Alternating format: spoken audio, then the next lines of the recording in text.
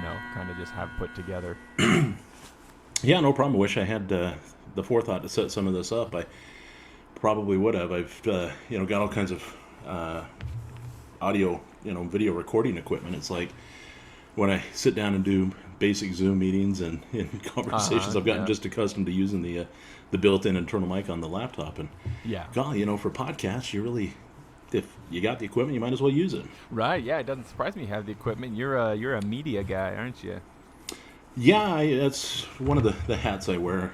Right. Depends on the day. And it's not only a Glengarry. He also has a media hat and other stuff. Yeah. So, and you mentioned that you recently built like an office workshop shed in your backyard. Is that where you're talking to me from? Yeah. It's my own little private auxiliary building. My wife refers to it as my outhouse. Yeah. But it's kind of a 2-story outhouse, pretty large awesome. space. I've got a similar, though probably smaller setup. We had when we bought the house, there was a pretty nice brick shed behind it, and but it was just a shed. So a couple years ago, I finished out a little more than half of it. So I also have a tiny little outhouse that I go to when I have work to do, or when I'm just feeling crabby and the family doesn't want to see me anymore. Sure. Well, then I'd live out here probably all the time, they'd tell you. But it's nice to have an escape like that, for sure. Yep. Yes, sir. Well, I want to know everything, not only about Bigfoot and skinwalkers, but also about you and bagpipes and stuff. And so, let's start with biography and see where we go. Where were you born? How'd your parents meet? Back me way up. And how did you come into this world, sir? How did I come into this world? Well, okay, hang on a sec. I should be more careful with my questions here. Right? And this is a family-friendly... It is a family-friendly podcast. Podcast. Yeah. No, yeah, happy to give you the background. It's funny with the, bagpipes, Bigfoot, all that fun stuff. Yeah. I guess I've developed a bit of a reputation. Maybe that's a bad thing. I don't know. No, not any no press is bad press. So how did this madness get started? Well, probably got started because my mother, her side of the family comes from Payson, Utah. Hey, me too. Yeah, down that neck of the woods. Mm-hmm. So and I mean just as a toddler, Mm-hmm. I was attracted to the sound of the bagpipes. Yeah. You have the Payson Scottish Festival, obviously, down there, but there were the Onion Days Parade and all those fun little local festivals. My family members always make fun of us that we have Onion Days. They all have like Strawberry Days or like Watermelon Days, for their summer festival, Payson has Onion Days. It has Onion Days. But hey, Payson's got some of the most incredible community activities, like the Payson Salmon Supper. The Salmon Supper, absolutely, yeah. There are very few festivals that I would miss in the state of Utah. Well, sorry, take that back. There are a number of festivals I could miss in the state of Utah, but there are very few that I refuse to miss. Yeah. And one of those is the Salmon Supper. Yeah. Just nothing like having what essentially is a town picnic. I mean, everybody comes out, participates. You have the football team is helping bust tables. You got the cheerleaders out there. You got the fire department's over there cooking. They close down that street and they bring in all the clippings from the orchards, all the fruit wood, which they use to light these massive bonfires, and then they put these. They fly in. I think what was it last year? They flew in 5,000 pounds of salmon out of Alaska that they put out on these what essentially are stretchers that the fire department rotates on over those coals, and then they carry those things up to the serving station, and it's incredible. And you sit down and everybody gets corn on the cob and the rolls and what essentially is half a fillet of salmon on their plate, and you sit down at these massive tables that are just packed into the park, and it's a beautiful park too. Hundreds of people. Huge old trees, so lots of shade and stuff. Yeah, it's it brings a sense of community and small town Americana that it's disappearing. Yeah, it feels like a holdout, doesn't it? Yeah. And so I cherish opportunities to go back there because that is, of course, my roots. That's where my family came from. I used to, during Easter, run around and do the Easter egg hunt in that same park. And so I got a lot of fond memories going back there. But one of the earliest ones, of course, was hearing those pipes. Yeah. And just as a toddler, I was drawn to that sound. It just stirred something in my soul. And I knew I had to get closer to that. I had to touch it. I had to be a part of that. And so those are my earliest recollections and memories. And as I started to grow up, my parents, my father is from a small town in southern Utah, Milford. Don't know if you're familiar with that place, but it's south of Delta or west of Beaver. So if you're Yeah.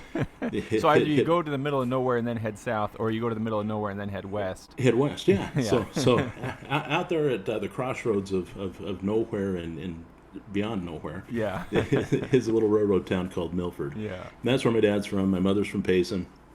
They ended up. So for your parents, your mom's the city girl. Yeah. By comparison. In comparison. Right? Yeah. Absolutely. Although you couldn't find a woman more country at heart. I mean, Yeah. she'd come home from school, they're petite, neat, and all that fun stuff. She'd come home, she'd saddle up her horse, and she'd go riding up the canyon. My grandfather had a little bit of a farm and orchard there, and Yeah. they had horses, raised rabbits and other things. And she'd come home, and she had a little Springer Spaniel. She'd put the saddle on the horse, and she'd go right up Payson Canyon there. Yeah. Come back at dark, do some homework, and yeah, she was the city girl in the equation here, Yeah. but certainly It's all country at relative. heart. Yeah. Yeah. Well, her dad actually was he was the Wyoming rodeo champ a couple years running. He was really? a true cowboy. He ended up being a rodeo clown later in life. And, Yeah. yeah, so I've got those cowboy rodeo roots in my Yeah, in I'm my thinking blood too. like a rodeo clown in the bloodline makes sense to me with the the some of the cool and crazy interests. Yeah, I guess that is appropriate. But anyway, they met, married, had me. I was born in Provo and raised for a few years there in Payson, where my younger brother was born. What part of Payson were you growing up in? Like, I mean, it's all Payson, right? But I grew up over by the cemetery, so I like to, build a map in my head. Sure. I would have been a little further east and then south of there. So they ended up, they had the old house, and then they moved into a house where my aunt and uncle still currently live, and it's just on that street east of Petite Neat High, the same one that you can drive up to the canyon. Yeah. And they have a home probably, I don't know, 2 or 3 blocks south of Petite Neat High there. Gotcha. And so, yeah, it was that kind of area that I ran around in back in the day, and now God, everything's developed and continuing to develop there. But Yeah, it's surprising to go down there now, isn't it?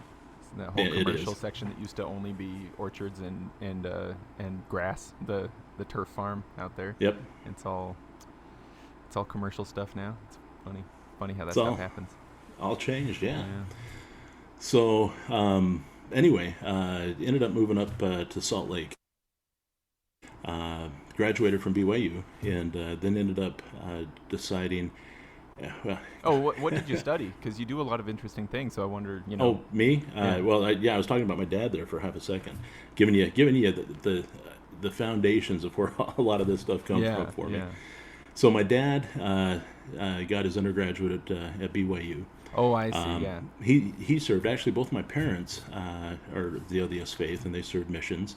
My father to Hong Kong back in the 70s, and my mother to Tokyo, Japan. Oh, really? So, yeah, so they had these exotic foreign oriental missions. Yeah. So I was raised on stories of the adventures in the Orient.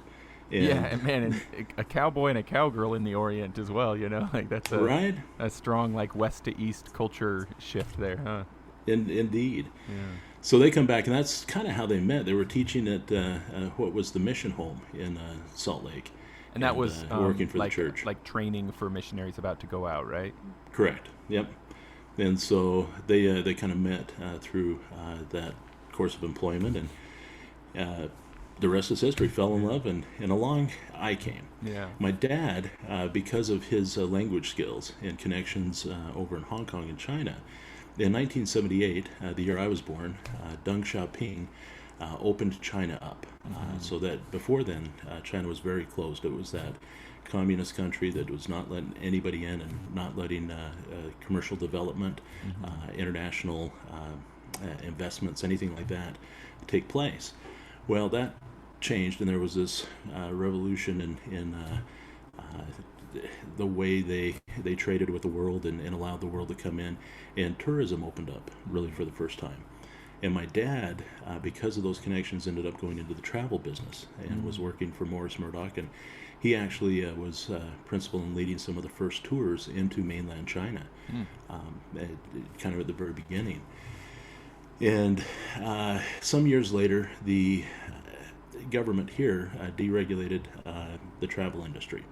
And my dad went from making substantial money doing some of these tours to making what was pennies on the dollar. Yeah. And he realized he was not going to be able to really kind of support the family and have the future he'd hoped doing that.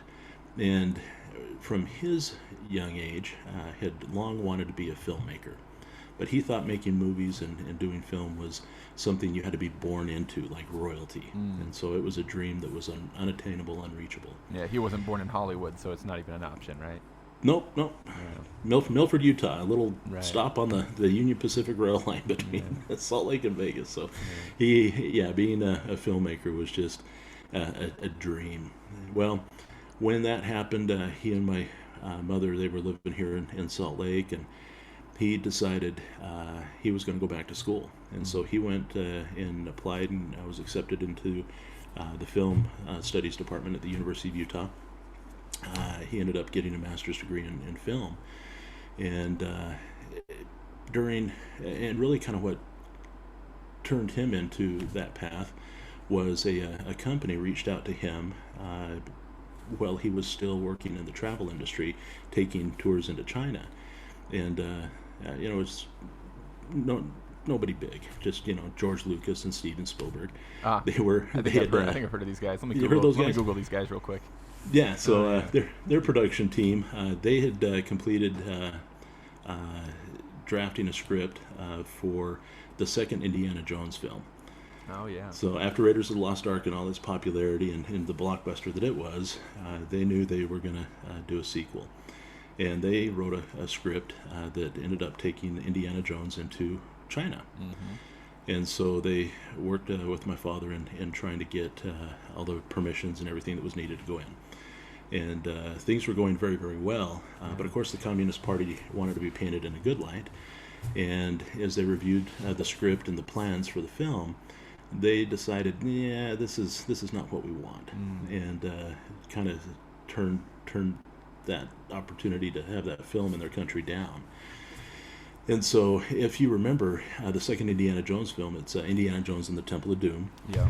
That very opening sequence, it takes place, I think it's the Obi-Wan Cafe. It's in this Chinese kind of cabaret room where the Chinese gangsters or mafia are sitting at the table, and they're going to poison Dr. Jones, and the gals up there singing and dancing in a red sequin dress. And then Short Round, the little Oriental kid, ends up helping save the day, and they hightail it out of there, and they end up on the plane. That plane ends up, of course, crashing in India, and then they get wrapped up in this whole story about the Temple of Doom and the Thuggee cult in India. Well, that was how the story had to shift, because the Chinese government kind of shut down what they had intended. Yeah, but that opening sequence is that last remnant of the original intention, the original storyline. That's interesting to imagine how that movie would have been if they hadn't had to both literally and in movie veer to India. I mean, it's still a great movie, but interesting to imagine what else would have happened instead. Indeed. So anyway, that kind of opened and gave my dad some connections to film, and he realized maybe I could pursue that dream after all. Maybe it isn't so closed off and impossible. And so because of that, he ended up deciding after deregulation of the industry, he was going to go back to school. He was going to get a degree in film and pursue that passion. I see. And so he did. In fact, his master's thesis film went on to win a good number of awards around the world, including the Academy Award for documentary that year. And so he really, I could go on, and I know we want to get on to other topics, but this definitely feels relevant to what the things that you do today. It is, because that was his passion, and I watched my father growing up, transform into this filmmaker and a storyteller. My dad is a wonderful storyteller. He taught screenwriting at the University of Utah for a good number of years. A number of his students' films went on to become blockbusters, and he's a very talented individual. And so that kind of set the pattern for probably my storytelling. Yeah, kind of where I get that from. Yeah, yet another peg that makes a lot of sense. How this would echo into you and your experiences and the things that you do. Yeah, it certainly molded me into who I am now. And so one of the hats I do wear, as we started mentioning, was film and video production. I learned at that young age that if you wanted to communicate with the masses, if you wanted to touch people emotionally, one of the most powerful mediums to do that with is film. Yeah. Because you're painting with light and motion, and you incorporate music and sound, and you just start to communicate to people on a visual, an emotional, and intellectual, an audio-based level that really kind of no other medium combines in that way. Yeah, it kind of brings everything together, huh? Yeah, so I knew if I wanted to touch people and communicate with large audiences, film was going to be the way to do that. And so I kind of have followed a little bit in that in those footsteps, and I actually work with my father, but kind of part-time. I divide time, and I could probably explain why, but I do film and video production with him. We have a film company, Paradigm Motion Picture Company. Right now we actually have a film that's out in the festival circuit. We spent the last, 5-6 years doing. It's called America Boxed In, and it deals with some real timely issues. The whole supply chain, globalization through containerization, the invention of the shipping container, the intermodal shipping container, and how that changed the world and turned us into kind of next door neighbors. Prior to that advent, again, now I'm going off down another road here. Is the film is this film America Boxed In? Is it fairly dramatized, or is it really a documentary? No, it's a documentary. Yeah. And it's got a lot of the talking heads and things like that. But it is a very important topic in film right now, because it deals with the meteoric rise of China and its state-sponsored, capitalism there in their communist framework, and it's dealing with a lot of the issues that we're faced with right now. A lot of things that are going on in the South China Sea, the whole supply chain issues, and now as we see some tensions rise in Russia against the Ukraine and their support, with China, and is right now we're in the midst of the 2022 Winter Olympics. You have a diplomatic boycott of the games by a number of countries, including our own, because of human rights violations that China's committing against the Uyghurs over there. And so there's a whole discussion we could have along those lines. But this film deals with a lot of those topics, and so it's doing very well in the film festival circuit. Yesterday we actually collected our 50th win. We're considered in the top 15 films in the film circuit right now, which of all the films that get entered into festivals, and I mean there are thousands that go into them, we've risen to the top in a lot of these festivals, and claimed 50 awards, primarily best feature documentary film, and so that's been taking place just in the last few months, and so that's kind of exciting for us right now, and it's neat to craft a film that is both timely, important to the geopolitical landscape and that social conversation, and to be able to connect and communicate with people and raise awareness. It's it's kind of neat. So I'll make sure I'm sure there'll be several things to link to by the end of the conversation. I'll make sure there are links in the show notes to projects that you've worked on or are working on and stuff too. Now, sure. I know that you've done documentary style stuff before, because I have seen a little bit of your Pipes of War project. So do you feel like that's where you feel most comfortable and strongest, or have you also done dramatic work? We've assisted in dramatic work. We get, we do some work for hire here and there, and so, as various productions come to Utah, we've had opportunity to assist, and I've shot B-roll for even like Dateline or Nightline for NBC and various things like that. And so there's opportunity to work in a lot of those different things. But our as far as our company is concerned, kind of our strength is producing documentary films.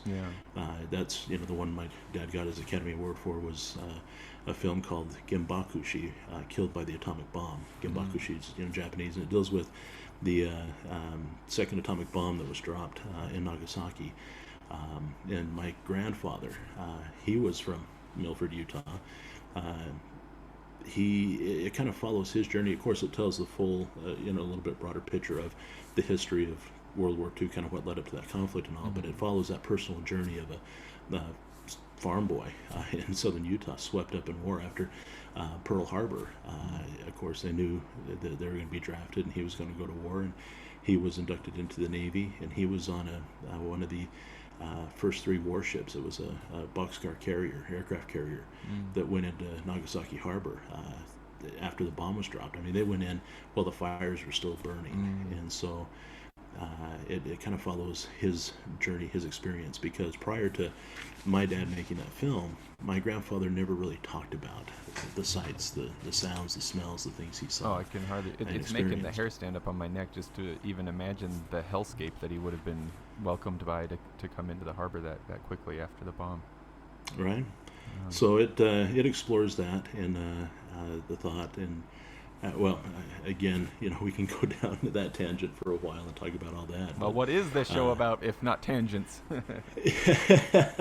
We'll kind of bring things back around. They all weave together to create what is Ian Spencer Williams. So I suppose. So here you're getting to know me on kind of a broad spectrum. But and that's the idea, right? Because like people who have met you, who are going to be listening to this, have probably only ever met you wearing a kilt and holding your pipes on competition day. And so, I want to know some of this stuff about what else, what outside of the circle happens with you, Well, and that's what's great about your program is that you get to know your neighbor a little bit better on when you go to these games, and certainly the piping community here, and it's interesting. I've been in the piping community in Utah for probably 32 years, I want to say now. Yeah, how did that start? The connection to Payson and all, where, were you rebelling against your father and saying, I'm never going to make films, I'm going to play bagpipes instead, Well, No, nothing like that. And going on that film tangent, I'll bring that back around and make it relevant here in a minute. But the idea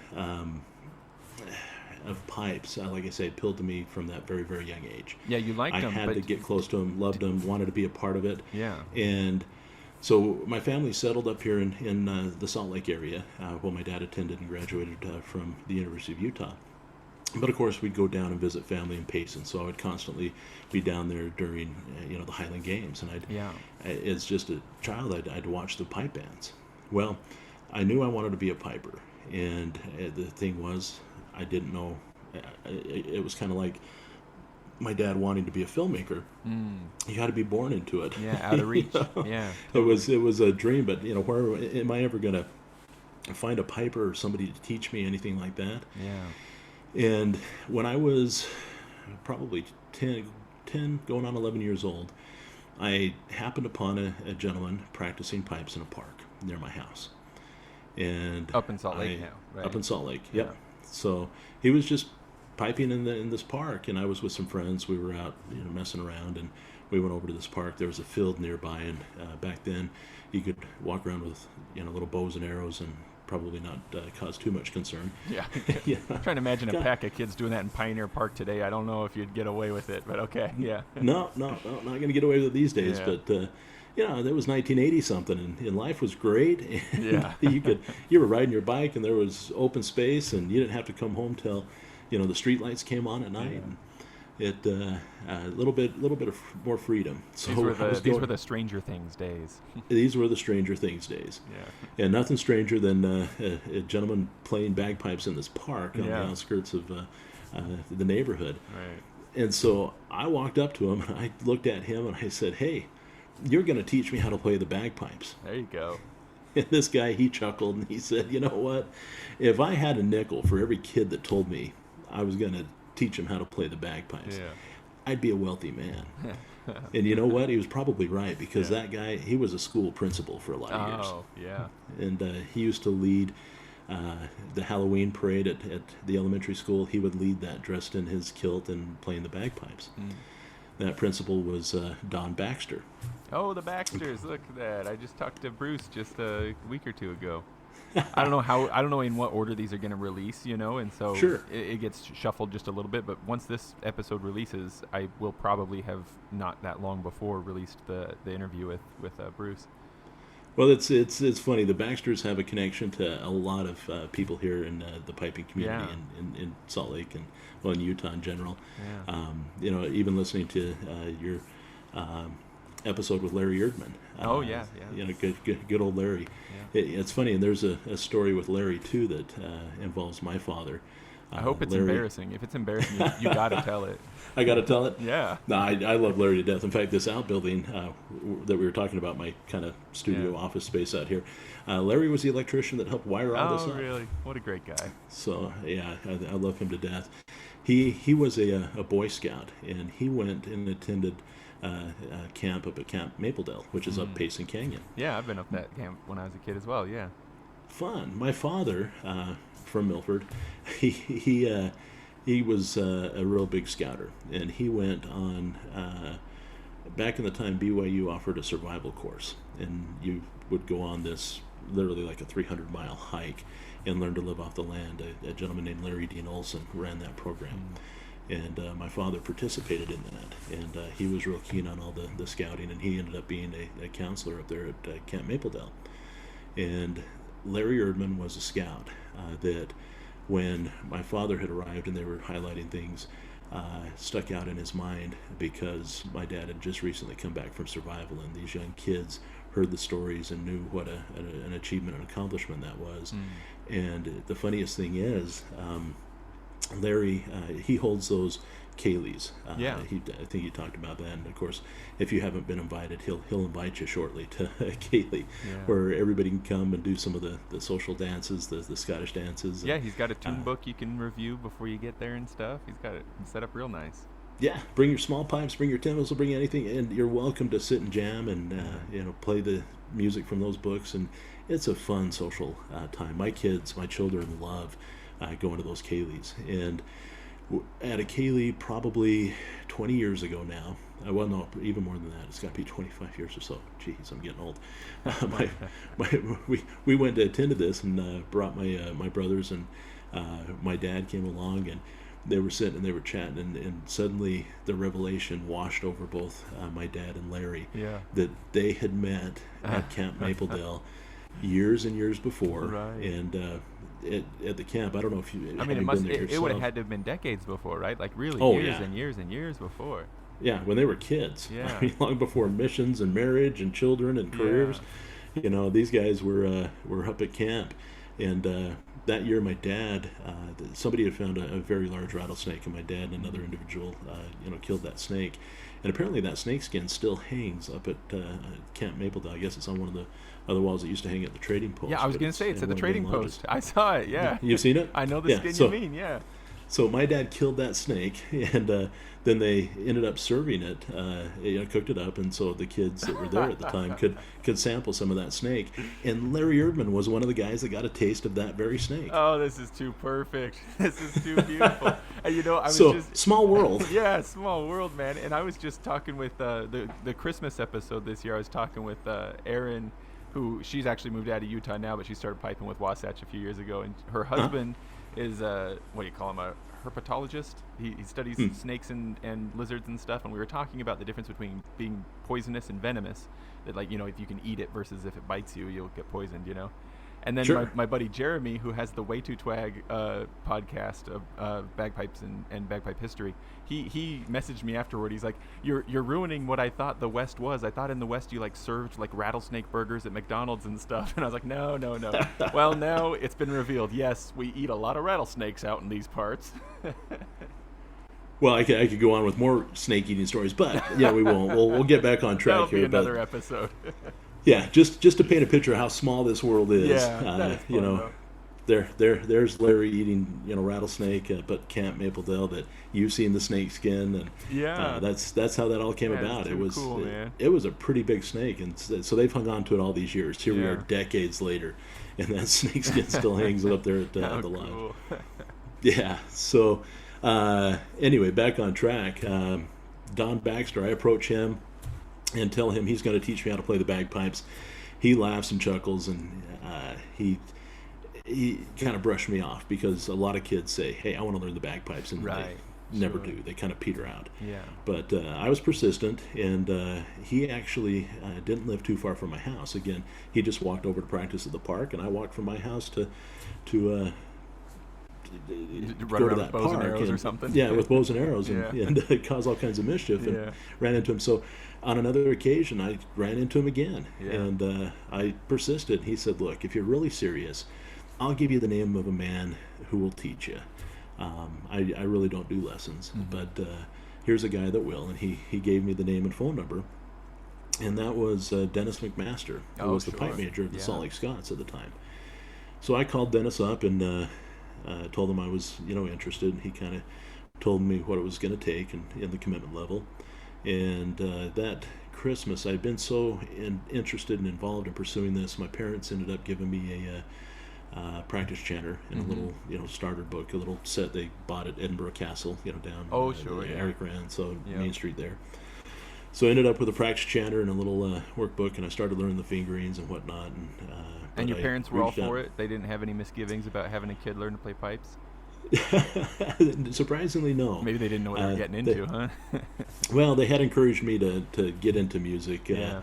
and so I was playing the clarinet, I think, in Mm. fourth grade, and they'd come to the band concerts, and if you've been to those elementary school band concerts, you know how painful those Yeah, can if be. you so- survived those, you can survive a kid learning on practice chanter. right? So Yeah. they were supportive in that, and yeah, I started taking me out to Dennis's house for lessons and taking lessons once a week, and then eventually, probably within about the span of a year, maybe just a little less, I was on the pipes and practicing with the Salt Lake Scots, and been with that band ever since. Yeah, and did you say you were, 10, 11 when you picked this up? Yep. Yeah. Man, So- you've been around with the Scots for a minute then, huh?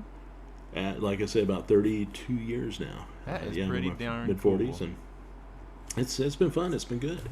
Yeah. And part of it, I think, especially back then, there was this real air of not speaking to or being friends with other pipe bands. Right, yes, this comes up a lot. Yeah, it used to be so much more tribal than It Yeah. was, yeah, and that's the perfect word. It really was tribalism at its core. And what's so fascinating is we have so much in common, and to be so divided. And I get that there's that competition, and you're trying to Sure. compete, and you want the best, and you're trying to recruit the best and retain the best, and if somebody goes from one side to the other, there's that feeling of betrayal, or Yep. You're a traitor, and none of that needs to exist. Right. You Like know? we need to get to where we can just compete on the green on the day. And other Absolutely. than that, we're all one big family. And I think that's what's beautiful about like Larry Erdman's Kaylee Hour, Yep. where you get together with him with people from different bands, different walks of life, and you just have fun. Yeah. And I want to continue to promote and foster that kind of energy here in our community, in the pipe band community here in Utah. And I think your podcast is key to that. Here's getting to hoping. know one another. So I'm glad, and I'm honored to participate in it with you. Well, thanks for coming on, man. But we're hardly getting started. Tell me what else, We haven't scratched the surface. I'll give you several episodes worth of things. Yeah. But so I ended up in the band. If I kind of fast forward and do a condensed version of all of that, I ended up competing with the band. I went, and it's funny, you get involved in this, and I always warn people when they say, I want to learn how to play the bagpipes, or I'm thinking of joining the band. Yeah. It sounds like a fun hobby. Yeah. I have to correct them. It's more than a hobby. Yeah. If you treat it like a hobby, you're not really going to do very much or go very far with it. Being part of a pipe band, being part of this, it really does get in your blood, and it becomes a lifestyle. Yeah, I wonder You know, if the bagpipes will even allow anyone to do it as a casual hobby. Like, it seems like even if you didn't want to, you can get sucked in a lot deeper than that. absolutely. Yeah. The bagpipes, they have a magic. The Yeah. sound just stirs something in the soul. And when we talk about the bagpipes in the context of it being a martial instrument, that military background and association, it was those pipes that led men onto the battlefield, prior to and up to World War One. It spoke to people, and it stirred them up to great heroic acts, Mm. and in a way that a tuba is not going to do. And so there's something about the pipes, and it's I'm going to get a interesting lot when of hate mail from the crossover tuba from crowd that listen to this right. podcast. No offense, tuba definitely has its place and its purpose, but yeah, you're just not charging the battlefield with the tuba or the sousaphone. It doesn't have that same effect, Yeah. and that I think is the difference. If you're treating it, and you can kind of hear it when people talk about being a piper. Those that are treating it casually, those that are kind of approaching it as a hobby, it's like, well, I play the bagpipes. Mhm. Those that are part of this, that it's become that lifestyle for them, they identify themselves as a piper. Yeah, I am a yeah, piper. that's an interesting point. Yeah. In a way that most other people, unless you are a concert pianist or violinist, you identify. That's part of what defines you. That is Yeah. who you are. And when you talk to pipers, they generally will say, "Hey, I'm a piper. Yeah. I'm a drummer." It becomes part of what defines you as a person, and it becomes part of your identity. And you're proud to wear that kilt, whether it's the Salt Lake Scots tartan, or that of Wasatch District, or Utah, or Garden Valley. Anybody, you wrap yourself in that clan tartan. It is your identity. That band tartan, it's your uniform, and you pick up that instrument and you go out and you compete with it, and you end up participating in a way in people's lives too, that I think helps solidify that identity as a piper. When you go out and help people mourn the loved ones lost at the graveside, when you celebrate the weddings, and those milestones in people's lives, when you participate in even in parades, that celebrate that patriotic air, you're participating in moments that really kind of help define who you are, and it solidifies that purpose as a piper in a way that a lot of other band instruments just don't do for people. Mm-hmm. Yeah.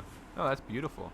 And it definitely resonates. I can see what you're saying. Absolutely. I've wondered before if part of it is the, like there's the intense community aspect of, at least competitive piping, of course, where, you're part of this group effort. It's not just you by yourself. And then I also wonder, is there a sort of like a bar for entry that's high enough, with the, the physical difficulty of getting the instrument to work, and the technical skills that are required, and the even the monetary cost of the instrument, that make it so that anybody who persists long enough is definitely going to be passionate about it. Like if you weren't passionate about it, it kind of like it like makes the pool of people doing it smaller, and really only the most intensely interested people are going to be in that pool. Does that make sense? Oh, absolutely. I think you're right. It really does separate, the serious from the casual. It has a way of winnowing out those less dedicated and passionate about it. And sure, so that does lead, as you say, to those that make it being very committed, and that probably leads to that passion out on the competition field, and again that kind of tribalism that's that exists. A good point. That might be one of the negative side effects of exactly the same thing. What an interesting point. Might well be. Now, so anyway, some of your projects, like the Pipes of War thing, as well as just some of just, I feel like I can hear it and feel it in the way you talk about it as well. Do you feel like your father's, your grandfather's military experience, and having that be part of your family lineage, has an effect on your approach to piping as well? A little bit. Yeah. And actually, kind of what's interesting, yes, what you're saying, definitely true, Mm.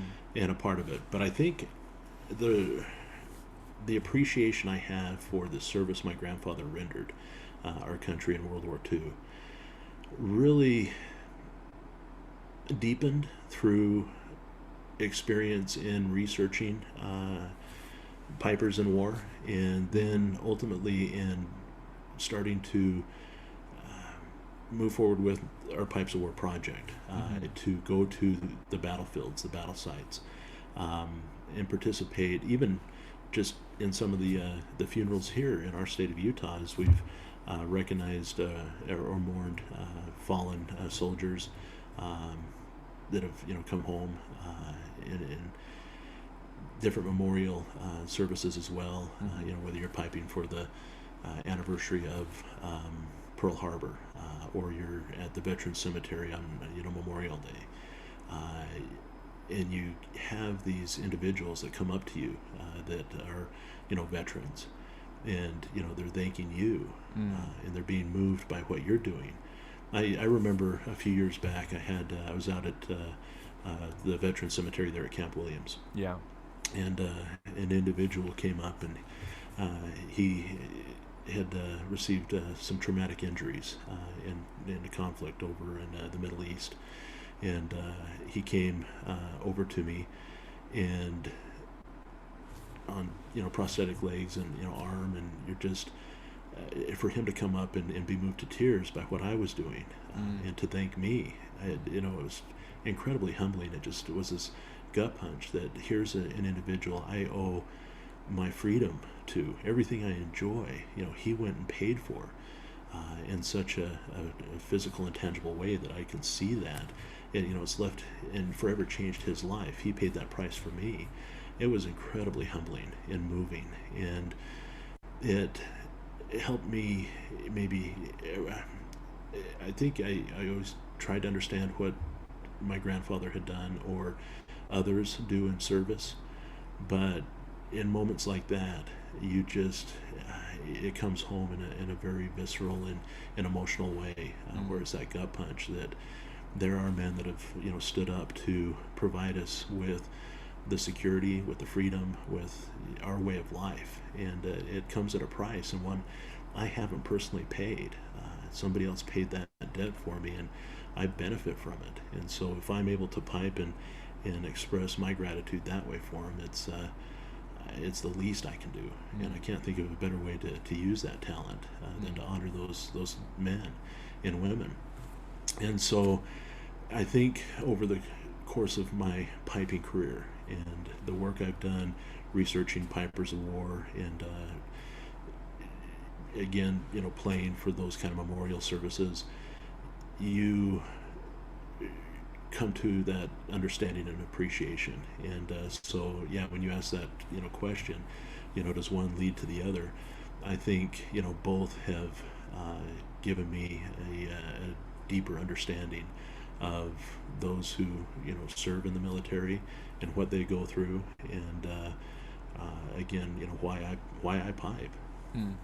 I see. Now, this feels like a natural spot for me to ask you to give me kind of maybe not a pitch, but an overview of, or a pitch, however you like, an overview of this Pipes and War project. The traveling that you've done, the documentaries you've worked on. What is the project? How did it take shape? What is it?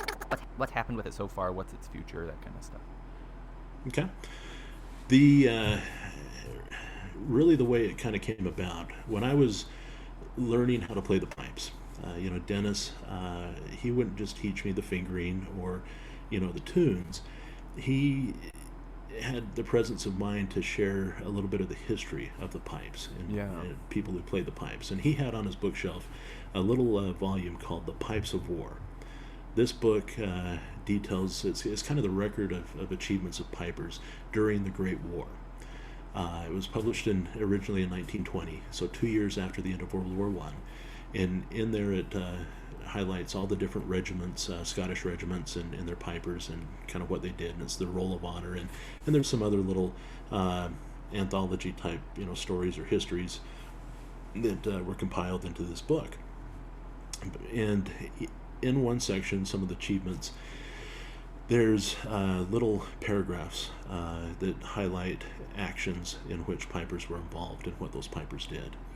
And I remember him reading one of those to me. It was the story of James Richardson. He was a 20-year-old piper out of Canada, born in Scotland, immigrated to Canada, went and fought in World War I, and was awarded the Victoria Cross, which is the highest medal for valor in the Commonwealth, kind of like our Medal of Honor here in the United States. It's their equivalent. And he's the only Canadian piper to have ever been awarded such an honor. In fact, there are only 3 pipers in all of history that have earned the Victoria Cross, and he was the youngest. So Dennis shared that story with me, and I don't know why it touched me. It connected. And maybe because he was young and I was young at the time. Sure. But there was just something about that story that sparked an interest and stuck with me. So much so that when in 2000, I want to say it was 2003, 2002, 2003 roughly, there was some chatter out there in the internet and in kind of a few of the piping circles about a set of bagpipes that had been discovered in a school display case in Scotland. It was in Crieff, Scotland, a private school called Ardrech. These bagpipes were battle damaged, covered in the mud and blood of the Somme. And the Somme, wow, for those that don't know, was a British military engagement in World War I, and it took place in 1916. July 1st, 1916 was the opening engagement, or opening salvo for the Battle of the Somme. It took place in the Somme River Valley in France along the Western Front, and to this day it is still considered the bloodiest day in British military history.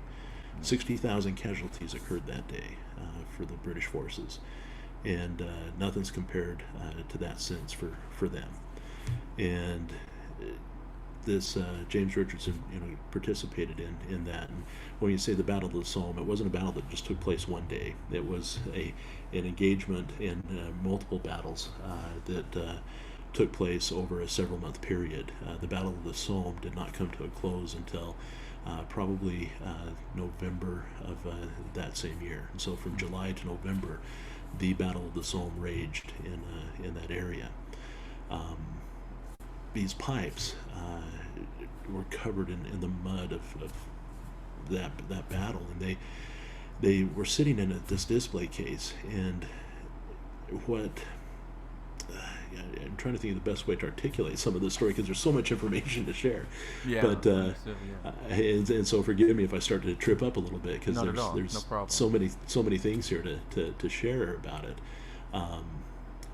And I'm trying to do it kind of in that chronological way, because my research has given me so much more depth and understanding now. But at the time, there was some thought that these bagpipes might belong to James Richardson, and that further study may reveal that, and that was intriguing.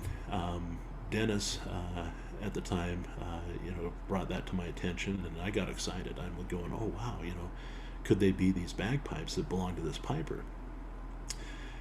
2003, an individual named Roger McGuire. He was the pipe major for the Canadian Scottish Regiment up in Victoria, British Columbia.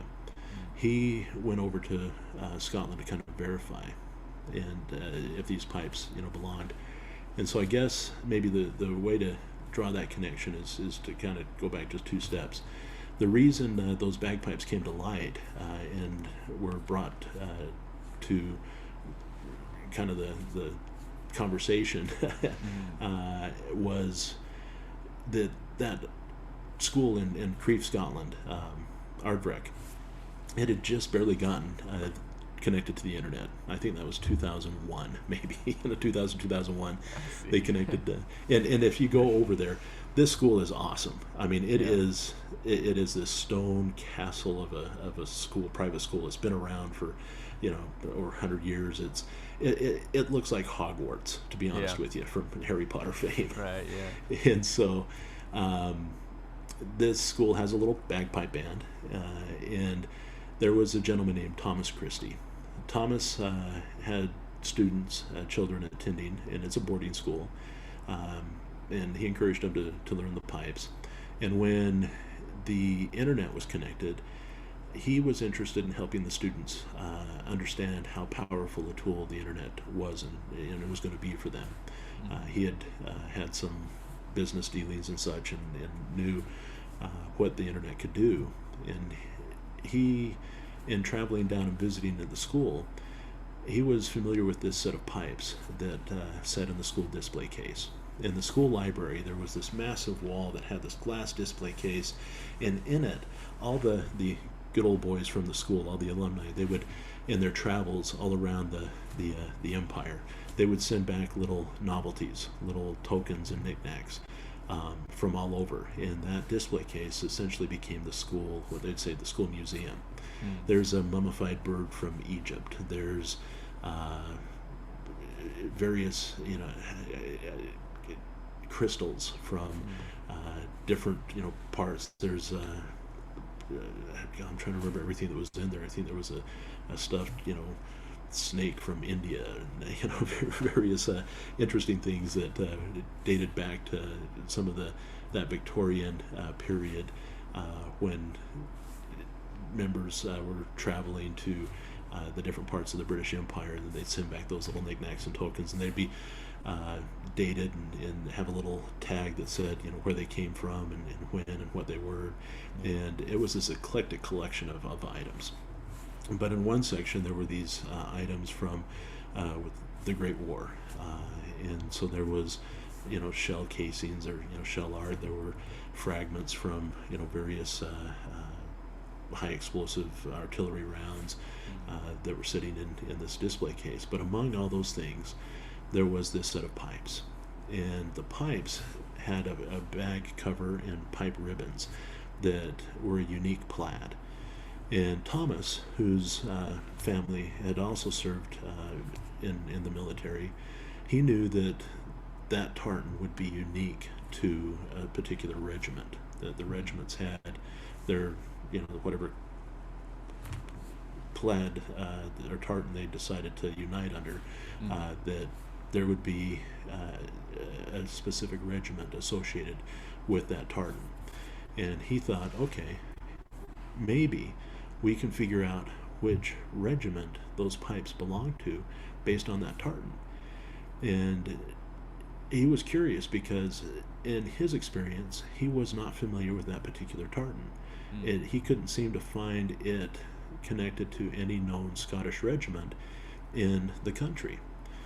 But he knew that there were Scottish regiments abroad in various places in the Commonwealth, be it Australia or Canada. And so here was the opportunity to teach these students how to use the internet. And they started putting out inquiries to various regiments in various countries, asking about this, tartan, kind of describing what they had. Then the description was that there were these pipes, and there was a little placard, handwritten, accompanying these bagpipes in the case, that said that they had been found near Courcelette, France, and that they had been picked up after lying, exposed for a couple months. And I want to say it was early 1917. I think it was the spring of 1917. Forgive me for not remembering that detail verbatim. I'm going to say you're close enough. But they had been collected by an individual named Edward Yeld Bate. During the war, he was an chaplain, a British Army chaplain, and part of his duty was to help clear the battlefield. So after engagements had taken place, and finally after hostilities had passed to enough of a safe distance, he and some of the stretcher bearers and whatnot, they would come through and they would clean up and inter the dead and try and document who had fallen and where. He had come across these pipes, he had said, that had been laid in the open, and he gathered them up.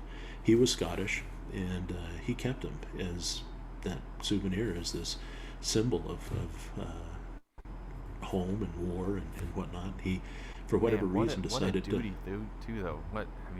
Right?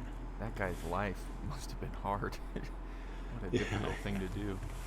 Right? It just unbelievable what some of those individuals saw and faced, and in his case, that compassion to serve in that capacity as chaplain and have that duty to inter those fallen soldiers. Yeah. So he carries these pipes, and when he's released, I think he ended up being invalided home with some hearing loss. He went back to Scotland, went to Crieff, where he returned to the teaching profession. And he was a teacher there at Crieff, and he put those pipes in a display case. And there they sat for what turned out to be about 90 years before Thomas Christie comes along and starts his internet search. Mm-hmm. And so, armed with that information, where the pipes were found, near Courcelette, France, and the year, and that idea that they were picked up in the spring of 1917 after being out in the open for probably a couple months.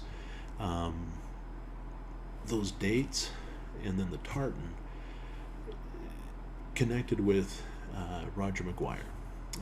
Roger, as I mentioned, was at the time serving as the pipe major for the Canadian Scottish Regiment in Victoria, British Columbia. Mm-hmm.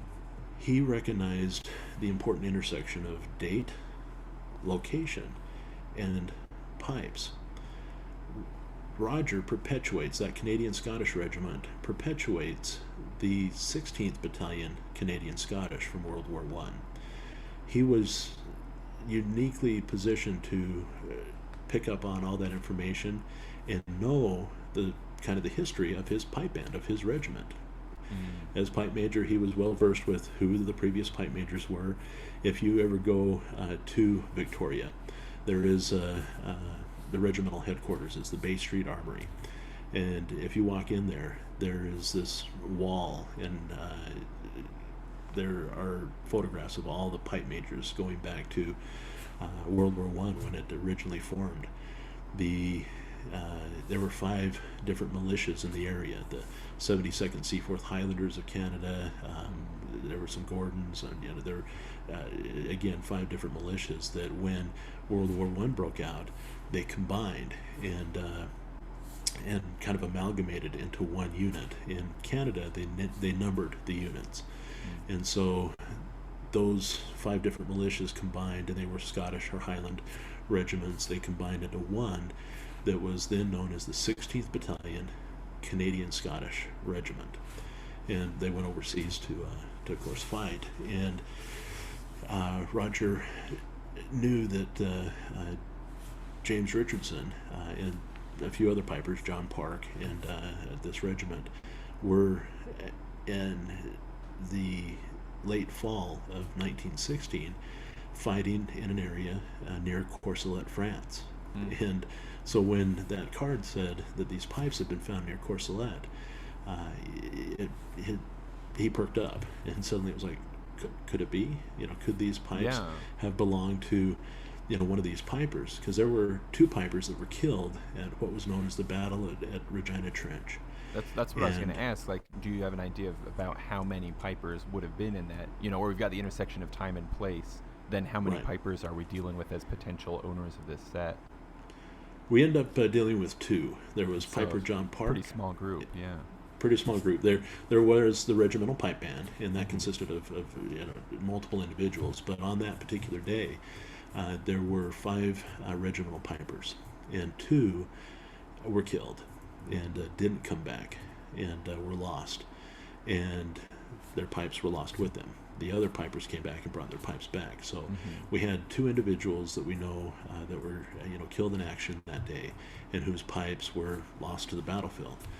Here was a set of pipes that had been picked up by that chaplain and brought back, and that ended up surviving the war, as it were. So Roger got, kind of excited at that prospect. First it was, a wonderful thing about history, that here's this tangible symbol and reminder of the war that was unique to his regiment, and potentially, especially based on the tartan. That tartan is really kind of what tied it together for them. Mm-hmm. That tartan is a very rare and obscure tartan. It's called the Lennox tartan. It has a little double white line in it, and it is similar to the Red Scott tartan, Sir Walter Scott, and what the Salt Lake Scots actually wore originally from when our Salt Lake Scots Bagpipe Band here organized back in 1962. Yeah. It decided to unite under that Red Scott tartan, and they wore that up until about 97, 98, when they adopted the current tartan, which is the tartan of the Salt Lake Scots Pipe Band. Speaking of Bruce, I saw him. I've seen a lot of photos of him in those early days wearing that red tartan. Yeah. So this Lennox tartan that was on this pipe bag is very similar to that Red Scott, but it's got a double white line in it, and again is rather unique, and so unique that it was ever only used by one regiment. So and that was this is doing us favors and narrowing it down, isn't it? It really does, and that's why Thomas Christie initially couldn't place it. Yeah. And what led to that internet search in the first place. Mm-hmm. So all of that kind of combined to bring this story to light. So these pipes, Roger gets kind of excited, intrigued. There's an exchange online, and there's sharing of photographs, and it causes a bit of a stir, because if those pipes were bagpipes from the 16th Battalion, which it seemed obvious that they were, then they belonged to one of two people, either John Park or James Richardson.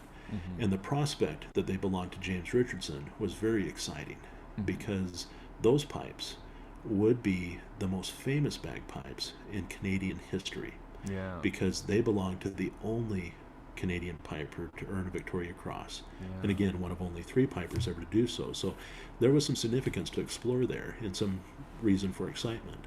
Of course, so, no disrespect to John Park, of course, right? No, none whatsoever. But just as you say, there's just a significant amount of interest in these pipes. Yeah, I got you. Well, and importantly too is that it helps us remember John Park and what he did, the sacrifice he made that day. So even if they weren't his pipes, these pipes bring to memory his sacrifice, his service, and who he was.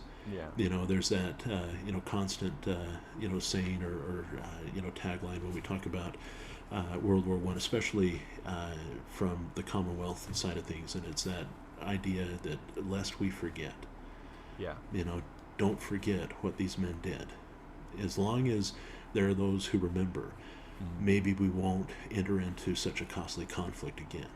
Yeah. And that's that urge or that request, that haunting message, do not forget, lest we forget. Mm-hmm. And another, if you ever participate in some of those ceremonies in the Commonwealth, whether you're over in France or in Canada or whatnot, here we have, Veterans Day, November 11th. Overseas, it's generally referred to as Remembrance Day. And they have Remembrance Day activities, and everybody wears the poppies, and there's that idea that we need to remember, And there's a poem that talks, and often they'll recite it at these gatherings, and the audience repeats the last line back, and it's that, at the going down of the sun, and in the morning, we will remember them. And after whoever's reading it says, we will remember them, there's that echo from the audience. We will remember them. That pledge, that commitment.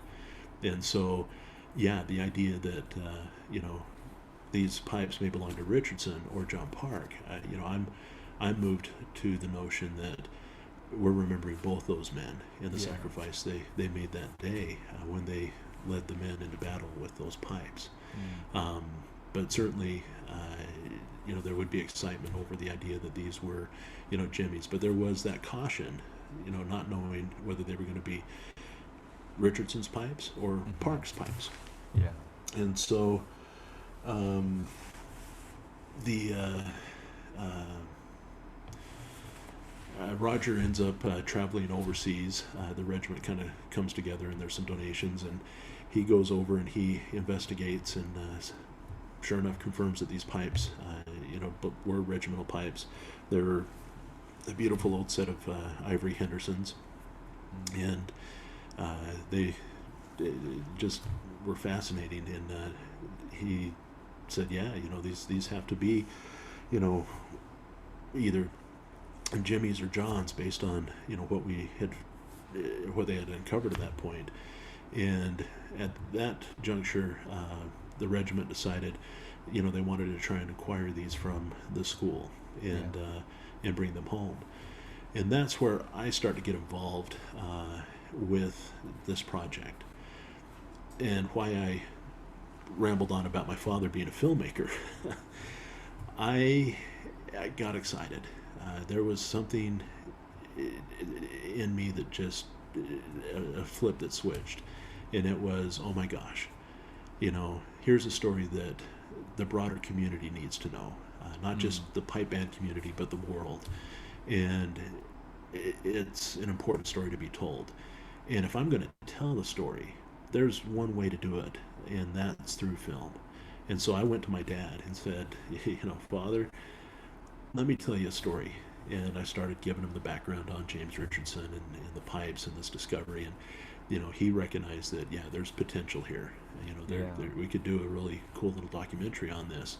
And so we grabbed our cameras, and we learned that the pipes were going to be repatriated, that they had been acquired for the province of British Columbia, and the school was going to give those up, and they were going to come home.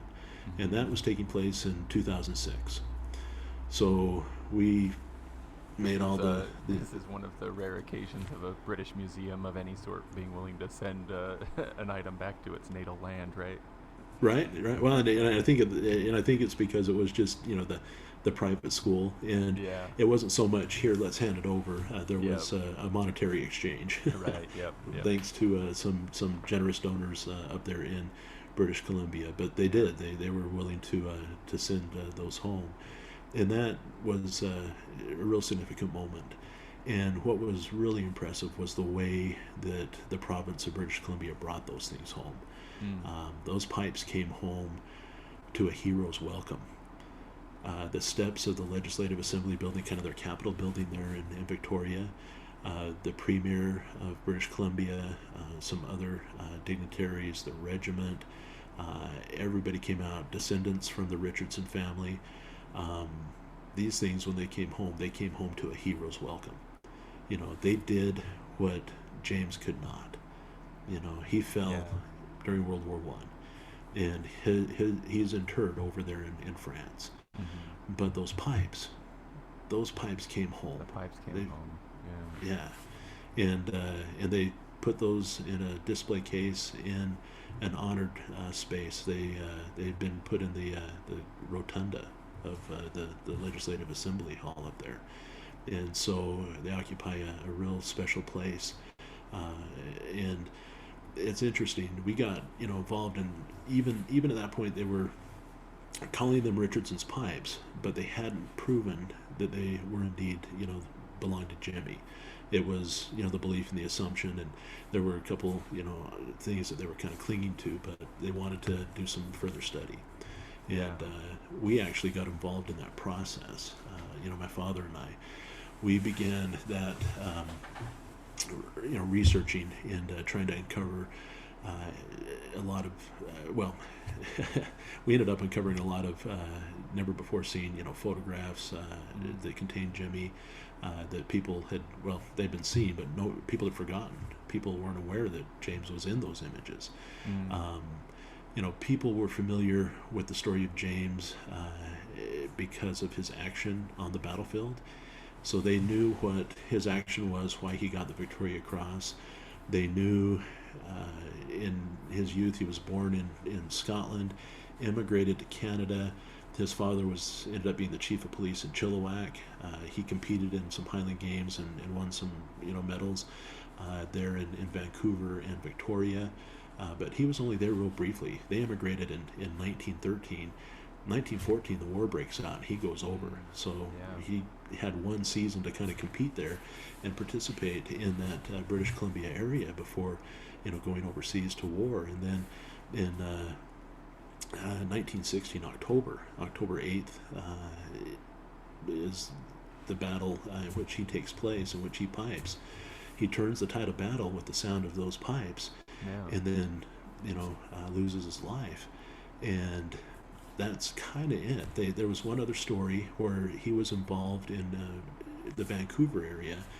There's a body of water known as False Creek, and he was working as a electrician's apprentice in a little factory there on the banks of False Creek, and there was a boy that ended up drowning in the creek, and he had run out and jumped in the creek to try and save the boy and pull the boy to shore. So that was kind of the earliest heroic act, the spark or inkling that here was an individual willing to step up and rush to the rescue of another and Yeah. put himself in harm's way. And so that was it. That's all people knew about Jimmy. He was born in Scotland, came to Canada, had that one moment where he tried to rescue that boy, and then off to goes war. overseas, and then really not a lot about him really recorded or shared. Maybe one or two minor incidents, and then the major action where he gets that Victoria Cross, and then that's it. So it was very limited. And so when we set out to make this documentary, we thought, we can maybe make an hour documentary out of all of this. There might be a half hour's worth of material on Jimmy and his background and some of the family, and there's going to be another half hour worth of material on the discovery and the repatriation of these pipes, and talking a little bit about bagpipes and war, and that was going to be it. And we'd submit that to the History Channel, the Discovery Channel, something like that. What we weren't prepared for was what we managed to uncover and learn about this young man, and just incredible things in photographs and letters. We uncovered a cache of over 200 letters that this boy wrote home during the course of the war. Wow. And in fact, one of the service postcards that he sent home was dated the night before he went into battle, Really? where he would perform that Victoria Cross winning action. Photographs that we ended up uncovering, and it was through those photographs that we were able to finally authenticate those pipes as belonging to James Richardson. We have a few photographs where Jimmy is standing near or included with John Park, and both of them are holding their pipes. And there's some distinct, even though they're quite similar as Sure, of course. bagpipes typically are. Yeah. One of the differences that really helped define that these were Jimmy's pipes was the chanter. If you look at the sole, there's the ivory sole on these chanters. Jimmy's had a larger opening, the way the sole was affixed to that chanter. John Park had one where the chanter, the opening at the bottom of the sole, was much more narrow, and Jimmy's was much more broad. Again, that's just the diameter, the width of the wood in ivory, what was exposed and what was not. And through that, we're able to, using that photographic evidence, clearly define these as Jimmy's pipes. Wow. And so, we helped in that process, which was kind of fun and exciting, for That us. is exciting. But Yeah, that's remarkable. But in that process, and why I don't have this unparalleled valor film, which is the title, we named at least the Richardson film, in our Pipes of War project, released yet, is in uncovering all of that material. and getting those letters and starting to learn who Jimmy, was, we realized we had more than an hour's worth of material here. And Yeah. if we were going to do this film, we needed to do it right. And we realized we had to expand our project. And that's what we've been in the process of doing. We expanded it so much so that we realized, okay, this is going to be a feature-length documentary. And in Yeah. fact, we're going to do this in a groundbreaking way that's going to blend narrative storytelling, the dramatic elements of a major motion picture, Hmm. with a documentary, film, because we want to. Anytime you see a movie, everybody goes, "Oh, it's dramatized." There's, that's, Hollywood, Right. but Hmm. and then when you watch your documentary films, they're just documentaries. Well, it's educational, it might be interesting, but it's not that emotional, visceral roller coaster ride. It's a That textbook on screen. Yeah, Yeah. we wanted to combine the two in a way that was more groundbreaking and pushed and elevated the art of storytelling from a documentary perspective and from a narrative film perspective, Yeah. because everybody can see it based on a true story, or this is a true story, and they go, yeah, but you've dramatized it. Hmm. We wanted to create a way where we were doing a little bit of both, in telling the story, but making sure people knew it was accurate, and reaffirm that these things really did happen and happen Yeah. the way that they're being told. And that's because we have Jimmy's writings. We have these never before seen letters and documents Yeah. from Did you read through all the that letters? experience. Oh yeah, I've yeah, got to imagine that would have been an experience, kind of a deep getting to know a person that it isn't always possible with someone who's lived so long before the one reading. How do you get to know a well, person? That you're seeing their handwriting and hearing their voice, the way that they write. exactly. You hit the nail on the head.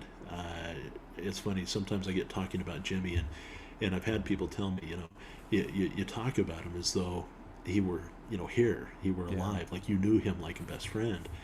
And James, I'll tell you, after spending the last, now, pushing a decade, um, researching and coming to know this individual through his own writings, through his descendants, through the history books, through going over. I've been over to France on a couple of occasions now, and I've been to Scotland. I've walked where he walked. Mm. I know, in the village where he was born, and Yeah. raised, the church he attended, and it fell through the skylight. That's a whole fun story too. He gets locked out of the church. The church service starts. He and his friend were kind of screwing around, and they were late. And his parents were, very strict, staunch Presbyterians, and button up Presbyterians, Yeah. and they're seated in the front pews, and he's sitting there with his friend going, "Oh no, it's already started," and they go, "Well, you open the door." "Well, I'm not going to open the door and get yelled at. You open the door."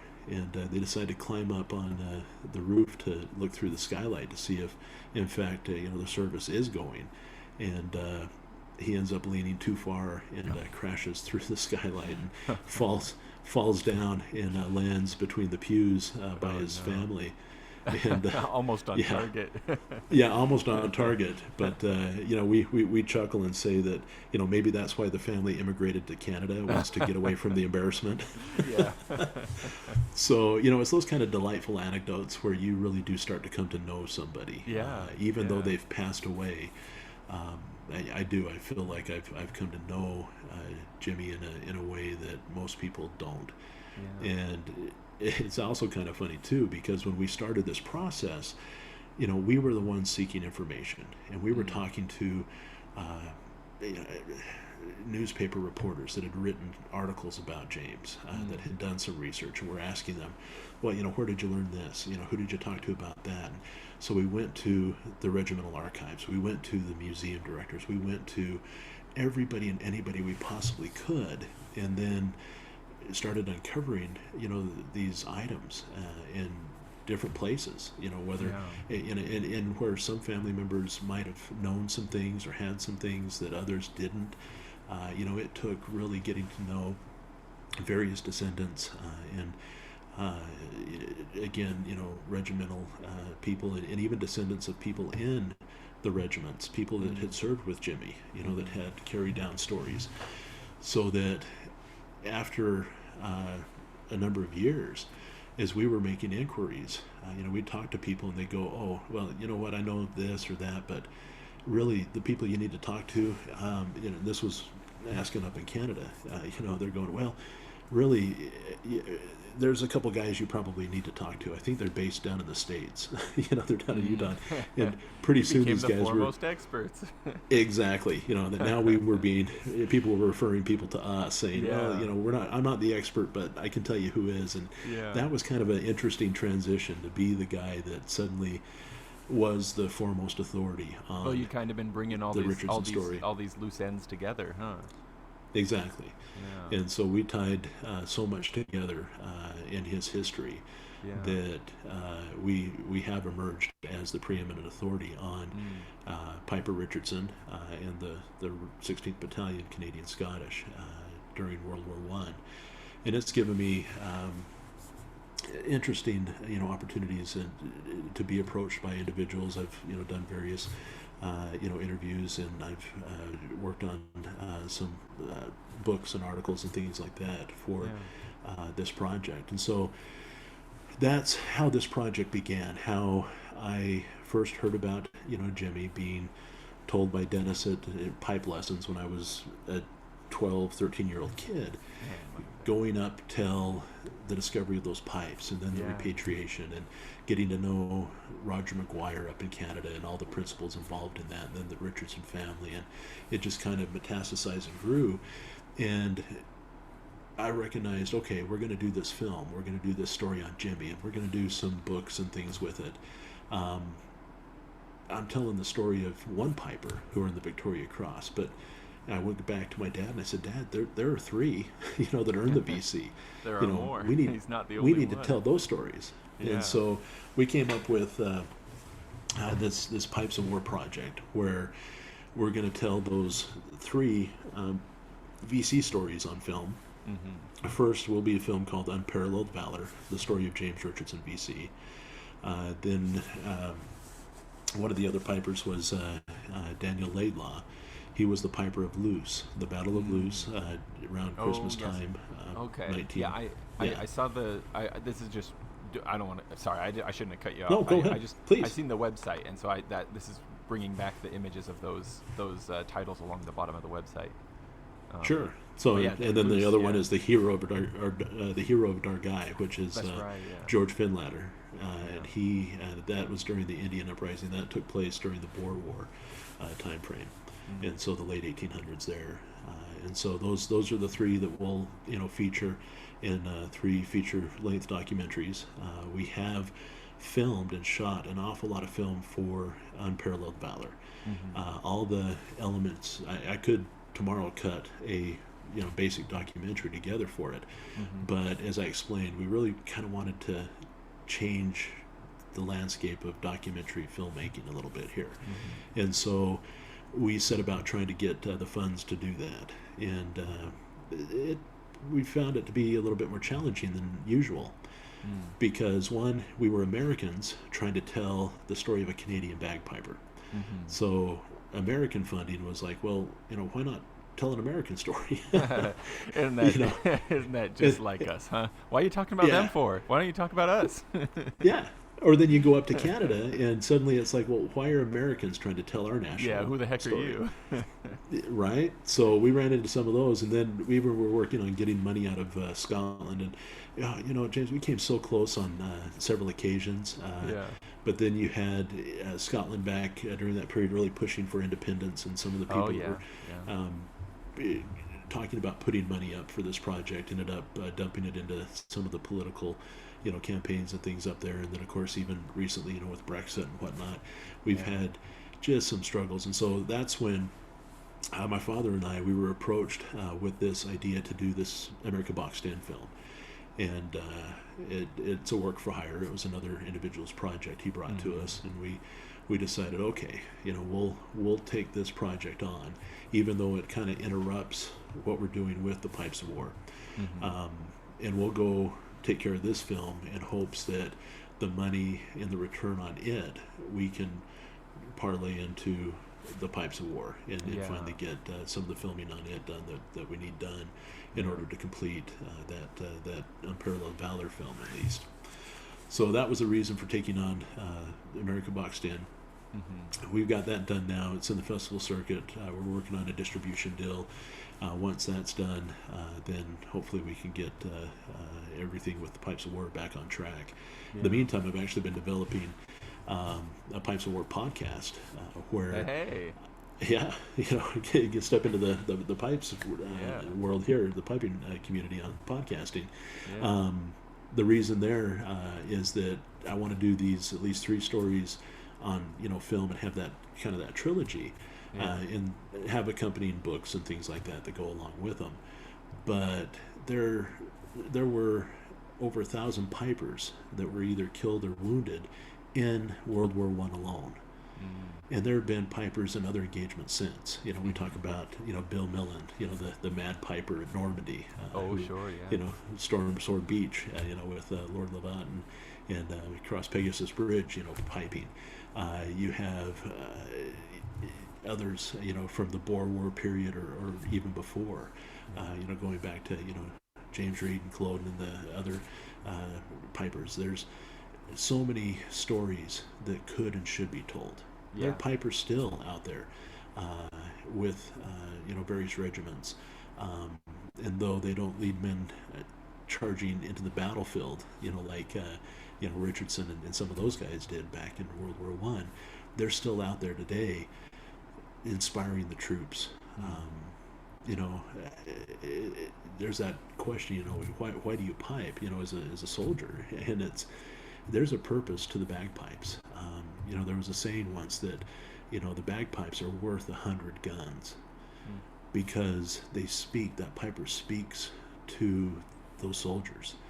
That sound reminds them of, their home, of their forefathers, of the love they left behind, and it reminds them of the future they hope to shape.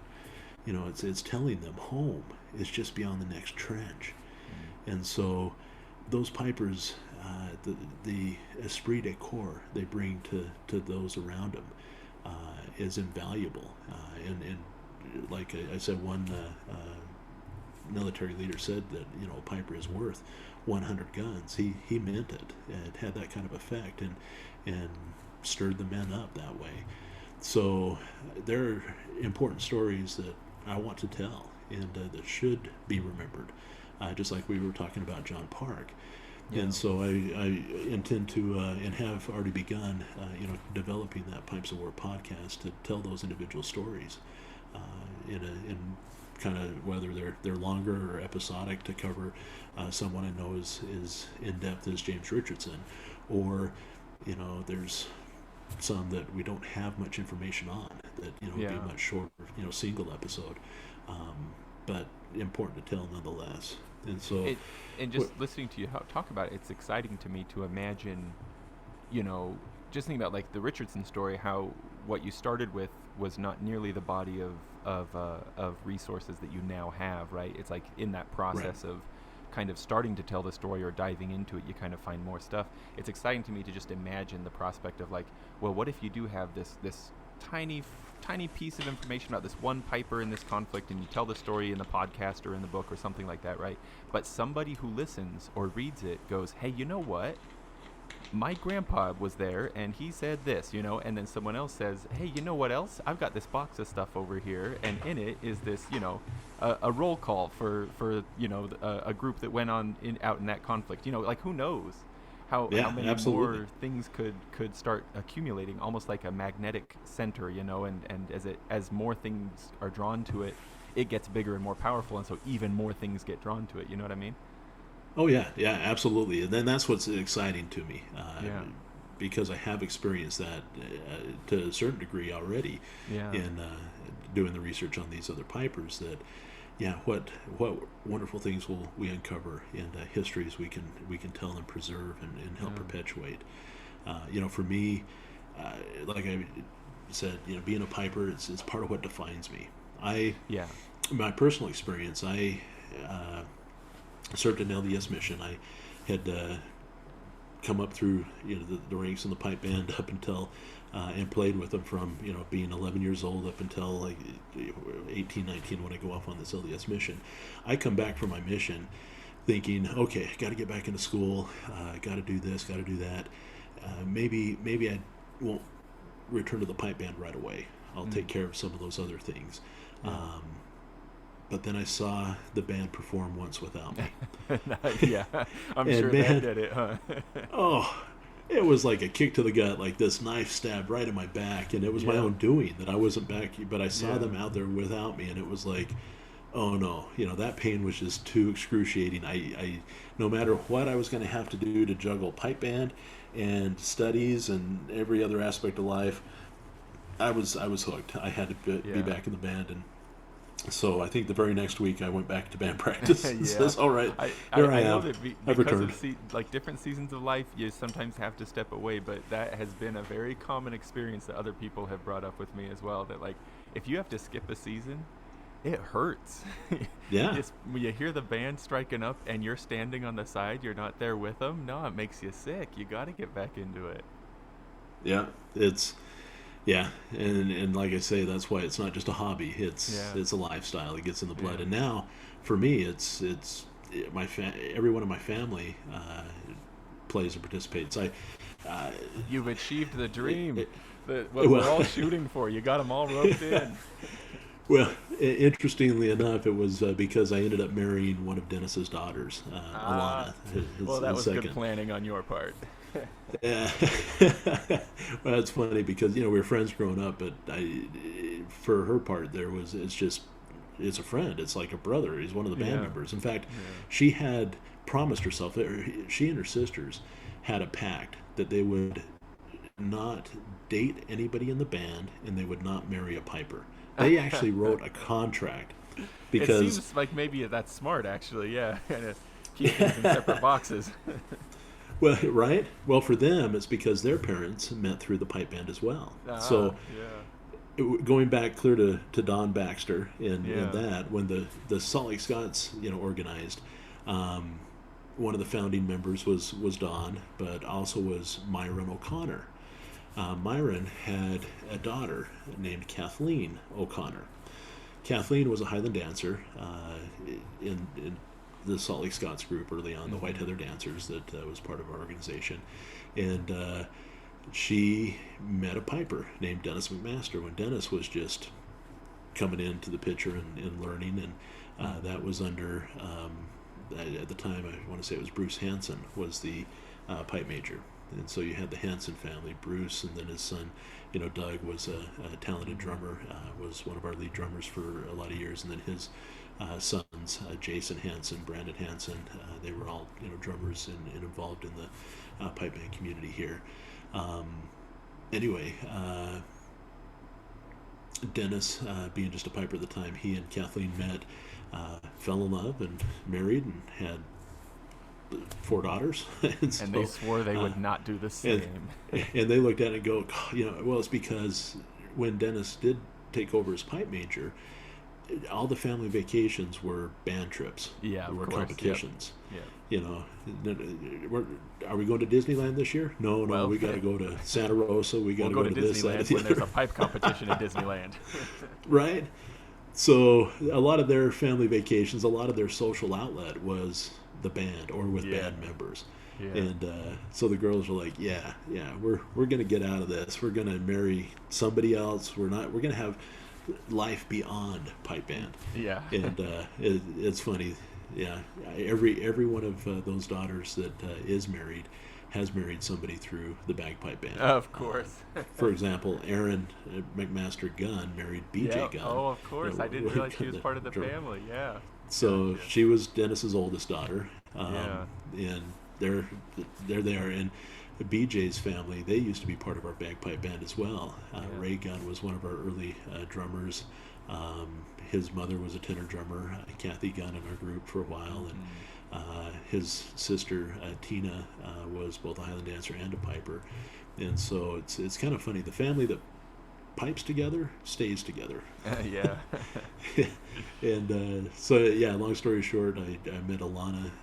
I knew her from when I first started, and it's funny, as we grew up, we had different boyfriends and girlfriends and dated other people, and we were friends, but and there was a point I had a crush on her, but she kind of blew that off and had her contract with her sisters, and but as we grew up and had a little bit more of life's experiences and heartbreak with other individuals, we come to realize what we were looking for in a companion, and it was all right there all along. Yeah, exactly. That sticky, sweet, sappy story. I could tell you the whole love story, and it's kind of fun. But long story short, we got married. And now we've got 3 beautiful children of our own. My oldest daughter Cora is a talented piper out there, earning all kinds of medals in her solo career and division. And she was competing in our grade 5 the last couple of years. Now she's moved up, and my son Lachlan is a snare drummer, and my youngest daughter, I think she's picking up the tenor to play the tenors, because that's a lot of plays the tenor and the fiddle and things like that. So so a couple pipers and a snare and a couple tenors, we're almost a band. Yeah, you're gonna be okay.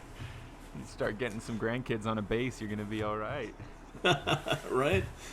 Well, we've got the cousins BJ and Aaron. They have Mari, who's that fiery, talented, world-class Highland dancer, and then you've got her younger brother Callum, who's learning the snare, and he's going to be quite a force on the snare drum as well. So by the time we get everybody together, we'll have a little band, more or less. Bring another band into the Utah scene. Just call it Ian and his backup players, right? Just take it full charge from the front. Well, no, we got, and I guess you could maybe never have enough bands or too many bands, but we're happy to help perpetuate the Salt Lake Scots, because if you look back at it, Alana's grandfather was one of those founding members with in a way, it is the family band, isn't it? And so in a way, it is that family band. It's my children are 4th generation members of the pipe band when they get up to speed and they're voted in. And so there's a legacy there that we want to preserve. This year, 2022, marks 60 years that the Salt Lake Scots have been here in the valley. So it's we kind of feel like it can't die on our watch. We're going to keep this up, keep this going. Hello, friends. Just a quick note to make you aware, this podcast is something that I love doing, and I will keep doing it no matter what. But if you want to send me money, I won't say a nay. The easiest way to do that is through Patreon. Just go to patreon.com/DroningOnPodcast. We do regular drawings for bagpipe albums, books, sheet music, and more, including Droning On swag. All patrons are in the figurative hat from whence the names of winners are drawn, and there are other benefits to members as well. They're all listed there at patreon.com/DroningOnPodcast. And speaking of swag, another way to support the show is to buy cool stuff from my little online shop, bagpipeswag.com. There you can find Droning On stuff, as well as other pipey and drummy things that my friends and I make. And if you feel so inclined, I genuinely invite you to follow the show on Facebook. It's super fun to have a way to interact over there, to discuss past episodes, and I also like to bounce ideas off of you, my friends, ask you for input on upcoming interviews, that kind of stuff. I'd like to invite you to join in on virtual book clubs and probably lots of other cool stuff that I just haven't even thought of yet as of this recording. It's easy to find. Just get on Facebook and search Droning On Podcast. And if Instagram is more your jam, we're also on there at droning.on.podcast. You can also email the show at thedroningonpodcast@gmail.com. And links to these sites, social media accounts, and more are in the show notes. Leaving the show a positive rating and review helps others to find it, so feel free to do that. And thank you again for listening, you cool human you. Certainly I could, go on for hours about James Richardson, about his action, tell you what he did that day, why he earned the Victoria Cross. But maybe that's another episode in and of itself, because I've certainly got enough material to do that and talk about why, in my mind, he is just such a hero. it's not just that he performed that action that day, but before he performed that action, um, he had contemplated what it meant to be a piper on the battlefield. Mm. He wrote a letter to his mother that I, to this day, I can quote it verbatim. It was written in July of 19, I want to say July 1915, so a little over a year before he would stand and pipe there at Regina Trench. He wrote home to his mother and says, "I haven't heard of a piper playing in the charge yet. And to tell the truth, I don't think there'll ever be such an occurrence. Just picture a piper standing full height, facing, let's see, sorry, I take that back. Just imagine a piper standing full height, playing the pipes, facing machine guns, rifles, bombs, shrapnel. How long would he last?" Mm. He goes on to say, the closer you hug the ground, the better it is for you, and the worse it is for the enemy. Mm-hmm. Here's a kid that recognized what it meant to stand up in front of, machine gun fire and all the hell that raged across the battlefield. Yeah. He knew what it would mean, and that he wouldn't last very long. So when that critical moment came, that morning of October 8th, and he stood, he knew full well that he might not survive, Yeah. but he had a duty to perform. For me, that defines hero, right there. And man, it elevates what he did. It was not just a spur of the moment reaction. It was something he had thought about methodically, Mm-hmm. and knew full well what it might mean to perform his duty. And what's also really important to know and understand about him is that his regiment, the 16th Battalion, they participated in some real key moments in World War One. He was he was at the very first gas attack. The first time the Germans Wow. ever used chlorine gas on the battlefield, Yeah. it was against his regiment. Wow. It was, yeah, he survived that in this attack at Kitchener's Wood. They, and when people think, oh, he was just a piper, well, he was also a stretcher bearer. He was also going in with rifle and bayonet like a regular soldier. Mm-hmm. He fought. It was not just, oh, you have band activities and you stay behind the lines. Mm-hmm. And so he knew full well what this war was and what it was about, and the horrors that he had to face and deal with. The commanding officer, after that first engagement, oh, by the way, that first gas attack, that was the first major engagement this regiment had faced when they got over there. What a So welcome. it was Wow. baptism by fire, right? Yeah. So that commanding officer said, okay, we're not going to put our pipers out and literally charging out in the battlefield with the pipes. Mm-hmm. We need every man for the rifle and the bayonet. And so the pipe band was used to march men back and forth from the trenches. It played in the rest areas. It entertained the troops and things like that. They had that purpose, reveille and whatnot. But they did not go out in the advance with the Canadian Scottish Regiment from like September, the time frame of 1914 through 1915. In fact, we find evidence, and this was stuff we uncovered in our research too, that, and again, I don't mean to keep going on here, but No. I have a book. So that original book, The Pipes of War, in it details some actions involving members of the 16th Battalion Pipe Band, where they said they were, played these men into battle. I have one of the early copies of the book. When it was first released, it was released in a deluxe first edition that was limited to like 200 volumes. Mm. One of those volumes was given to a major God, I'm trying to remember it's Ray. I'm trying to remember his first name, but last name's Ray.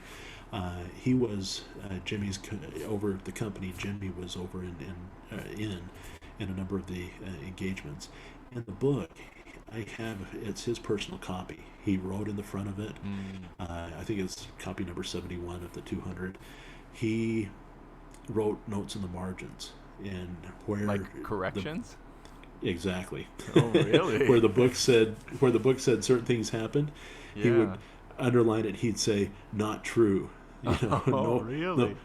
No pipers in this battle. They were with the rifles, or something like that. Oh, and then yeah. he highlighted the section on Jimmy. He's like, "Yeah, he served under me in my company, this and that." So I have this firsthand account and You correction. have that copy. I have that copy. Wow. That is so cool. So these are those things that you uncover, and then suddenly you're able to kind of correct history. And I don't fault the authors of that book.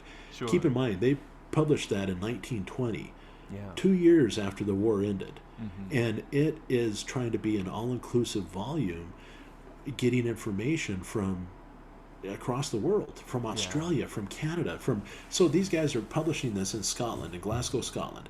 They're getting correspondence from Victoria, British Columbia. And this, of course, This is isn't pre-internet. It takes exactly. It takes a while to get information back and forth.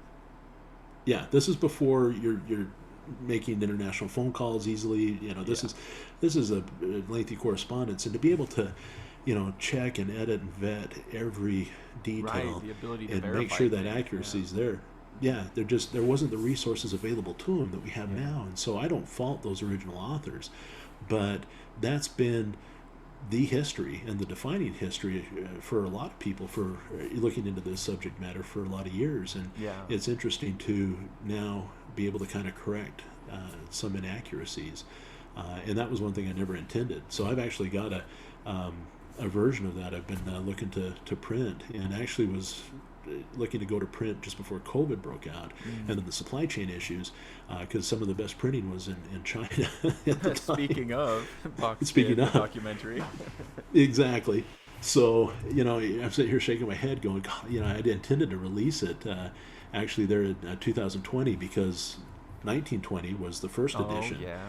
This was going to be the centennial edition, 100 years later. And in it, I was going to include, I've got a whole kind of addendum at the back that has some of Jimmy's, letters where we talk about some of that history, and I release with it, Colonel Ray's notes here, where I'll even include, his handwritten notes in the margin and everything, so you can see what that was. And it would be the centennial edition of the Pipes of War, which, we've got the rights to publish. And so I've got to get that printed and published, and unfortunately it's not 2021 when all of this went to hit the fan, but maybe here now that we're starting 1920 or 2022, I can get that out and move forward with the Pipes of War podcast and stuff. But I was telling you that because in there we learned that Jimmy wasn't allowed to play over the top of the trench, and that was one thing he wanted to do.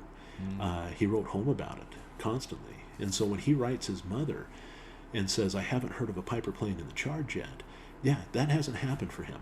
Now there are other regiments like Daniel Laidlaw at Lewes where they're playing men over the top, and they're playing into action. And so was Jimmy aware? Had he heard about that, and he was just trying to keep things from his mother so that she wouldn't worry so much about him? Probably. I think he was aware that there were other, pipers playing in action, but his commanding officer had forbidden it because of the experiences that they had had. He asked the night before they went out at Regina Trench, so October of 1916, this kid, and this is documented and reported in the official record, that he asked to be paraded before the commanding officer, and his request was granted. And he came to that officer, and it says, that he implored him with tears in his eyes. Whatever Jimmy felt that night, he was so moved to go before his commanding officer, beg permission to lead the men out into the field with the pipes, And so compelling was his argument that that commanding officer relented. And he said, all right. And for the first time, the Canadian Scottish, the 16th Battalion, they were going to be led into battle by their pipers, one for each company. And that commanding officer said, Jimmy, you're going with me. So this 20-year-old kid, just, barely 20 basically, says, yeah, I'm a piper. I pipe for them, and makes this, impassioned speech. And again, that kind of goes to that idea of that identity that, we're more than just a musician. We are pipers. And he convinced and changed what had been practice and protocol for that regiment for now, a couple of years worth of fighting. He turned it all on a dime that night. And then that next morning, they were tasked with taking Regina Trench, which sat on the reverse of a slope, meaning that it was kind of on the other side of this little rise, and they couldn't really see that target from where they were amassing.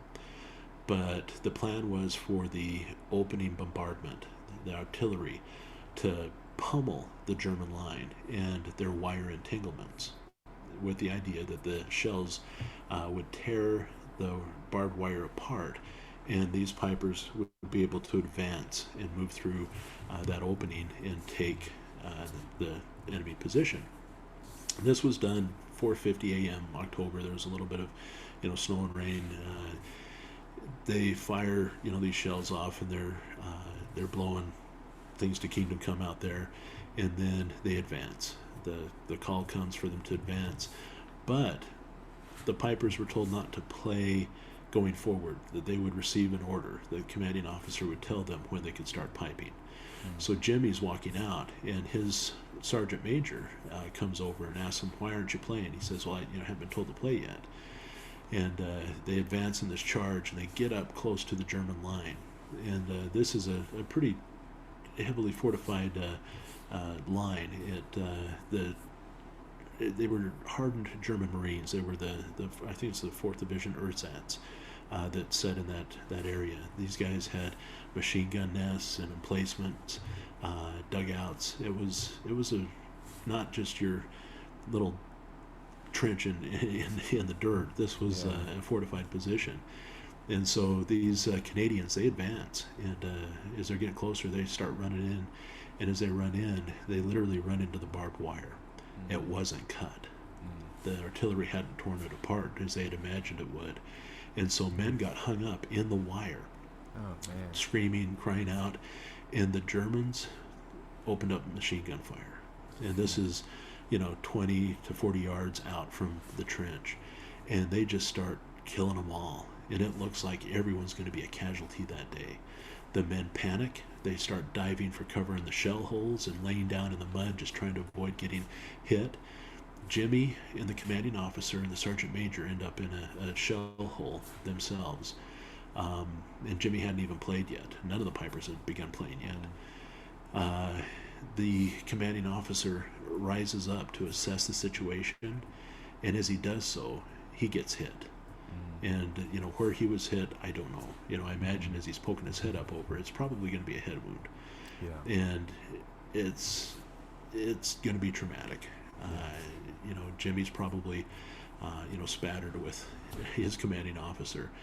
When that officer falls, back into the hole, that sergeant major, he, rushes to the aid to assess the condition of that commanding officer, Lecky, and he sees that he's dead. And Jimmy looks down on this scene, and Jimmy, his response is to look at that sergeant major in the eye and ask, will I give him wind? I can't do the Scottish thing. He's like, will I give him wind? That sergeant major looks up at him and realizes what he's asking. Will I strike up the pipes? Will I give him wind? Yeah. He knew his duty was to rally those troops, all these men that are panicked and going to be killed. He's got to turn that tide. And so he looks at that sergeant major and says, will I give him wind? And that sergeant major looks back at him, and his response is, I man, give him wind. So Jimmy steps up to the lip of that shell hole. He strikes up his pipes. He stands full height, facing the enemy, facing the rifles, bombs, shrapnel, etc. And he starts playing and walking back and forth, like he's parading in the old hometown, walking back and forth along the wire. And he's, playing the Rilla Tulloch. The official record says the effect was instantaneous on the men. They responded. They rallied to the piper. They tore the barbed wire down with their bare hands. Jimmy proceeded through the wire with the men. He led them to the German parapets. There he switched to where he began playing Devil in the Kitchen on the German parapet. Of all the tunes to choose. Of all the tunes. Yeah. Plays Devil in the Kitchen there. Yeah. The troops are jumping in and starting their attack. He ends up setting his pipes down. He helps bomb some German dugouts. I've got to imagine that at some point that would be typical to put down the instrument and pick up a weapon. Yeah, right? So he does that, and he helps clear the trench, and then that sergeant major that said, "I'm on, give him wind," he ended up being the second in command, and once that first commanding officer was killed, he was that commanding officer. Yeah. And his last name was Mackey. So Sergeant Major Mackey, he gets wounded. He catches a round or two in the shoulder, yeah. And he's bleeding pretty substantially. Jimmy ends up taking him out and escorting 2 German POWs back. And as he gets near the Canadian line, the stretcher bearers and some of their men come out to take the German prisoners, and they start to administer to Sergeant Major Mackey. And Jimmy says, "Okay, you take him. I got to go back for my pipes." And Mackey says, "No, don't go back." And the stretcher bearers likewise are telling him, "No, come." And he says, "No, I've left my pipes. I have to go back for my pipes." And Mackey says, we'll wait for you." And the stretcher bearers are like, "No, we got to get you back." Mackey later, said, that he refused and he made him stay there, but that he became so sick and with the loss of blood, he eventually kind of fainted. Sure. Those stretcher bearers took him back, but the last thing he saw was Jimmy, going back across no man's land again that day to recover his pipes, and that's the last he ever saw of him or anyone ever saw of him. Mm-hmm. He, his life went out somewhere in that terrible blast of war.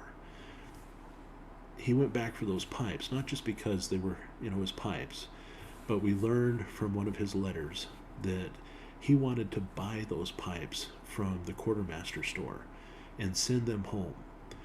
His parents, his dad, loved the bagpipes, loved pipe music. Yeah. They participated in Highland games and all those things. They were Scot through and through, and so his sister was a Highland dancer. And this was a family that loved perpetuating that Highland culture and heritage, especially there in British Columbia. And the hope was that the war would be over soon and Jimmy would be back in time to play for his sister's wedding. And he wasn't. The war rolled on. Well, the hope was he'd be home in time to play for his parents' anniversary. Well, it became clear he wasn't going to be able to do that. But he writes in a letter to his sister, his aunt, who's in Peebles, Scotland, and says, I've got this great idea. He called it a stunt. I've got this great stunt. I'm going to buy, because other pipers had been killed, there were extra sets of pipes in the quartermaster store. Yeah. He was going to buy from the army his set of pipes, those ones he played there on the battlefield. Mm-hmm. He was going to send those home to his parents and be like, "Hey, I wasn't able to be there to play for your anniversary, but here's an anniversary present for you. Yeah. This set of pipes." And so when he's going back for those pipes, it's because he's got that special purpose for them. And I think it makes it even more poignant that he went to get those, knowing that. Yeah. And then, of course, he gets killed, and those pipes, they sit there in the mud until they're picked up by the army chaplain. Yeah. And it's interesting, when you see those pipes today, there's 2 things missing. The pipes are all intact except for 2 pieces. One is the lower stalk of the bass drone and the blowpipe. If you think about, as a piper, when you carry your pipes, what do you hold on to? Yeah, sure. You hold on to that stalk and fold the blowpipe up to it, right, or lift the chanter up to it. Right. So either the chanter or the blowpipe and whatnot, but you're carrying your pipes by that lower portion of that base stock. Yeah, That mine's a different color than the other stalks because of that, because of the sweat from my hand getting on them. exactly. So here's something that we've postulated: the idea that Jimmy did find those pipes, and when you look at those pipes today, there are there's a what clearly appears to be a bullet round that went through the lower part of the chanter and splintered part of it out. There's shrapnel damage to the bag and to the the tartan. There's shrapnel damage to the ribbons. There's damage and mud all over the drones and in the combing, and there look to be what could be age or even possible bloodstain. The thought is maybe Jimmy had those pipes. Maybe he had made it back and he was carrying those pipes by that lower stock. And when the army chaplain, Edward Yeld Bate, came upon Jimmy and had that responsibility to bury him, he simply disassembled the pipes from Jimmy's clutch, Sure. that his hand might still be holding that lower portion of that base stock, that he simply just disconnected the stocks at the tuning pin joint there and pulled the bag out and disassembled them from around that portion that he was holding. Yeah. And that's just one idea. Why are the pipes so intact except for those two pieces? Right. And when you think that that's what a piper, where he carries his pipes, utilizing that area, that maybe reverently that chaplain had disassembled those pipes so that that piper could be interred, but he was left clutching that section. And so just a thought, something that we have no way of proving, Yeah. but that thought is, yeah, I kind of like to cling to that he did make it back for those pipes that he wanted to get to so desperately, but in returning had fallen victim to that battle. And it's interesting, having gone over there, if you ever get the chance to go and see the Western Front in France, I say do it. I took my children there this last October. My son, his birthday is October 8th, the same day Jimmy had fought and earned the Victoria Cross. We went there to France for a family holiday this past October, and we happened to go to that battlefield and the cemetery.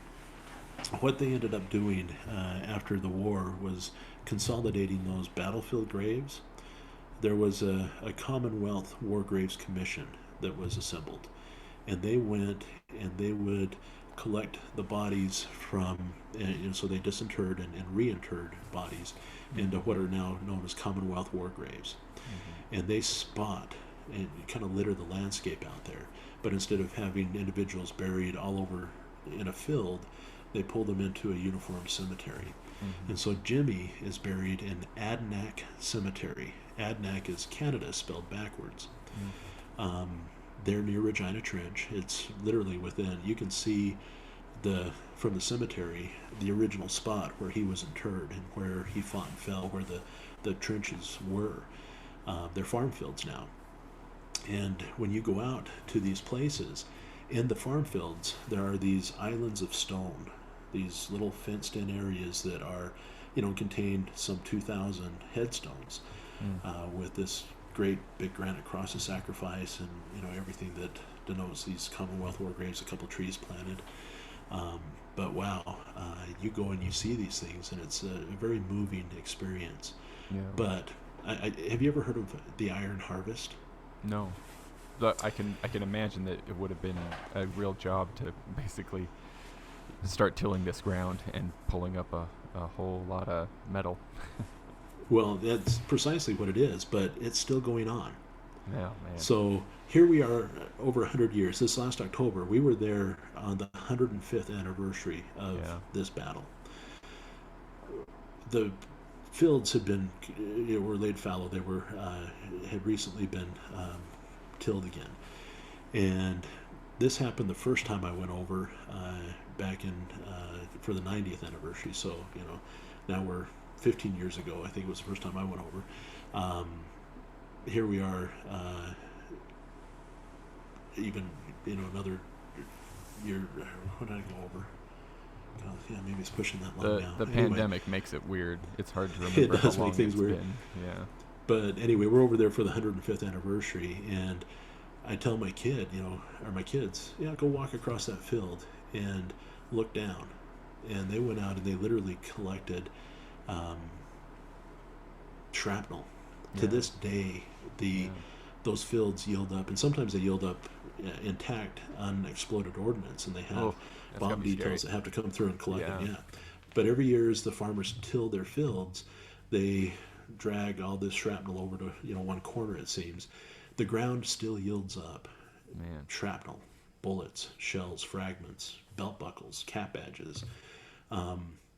The first time I went over there, I walked across that ground. I stepped outside the cemetery and walked towards where Jimmy had fought.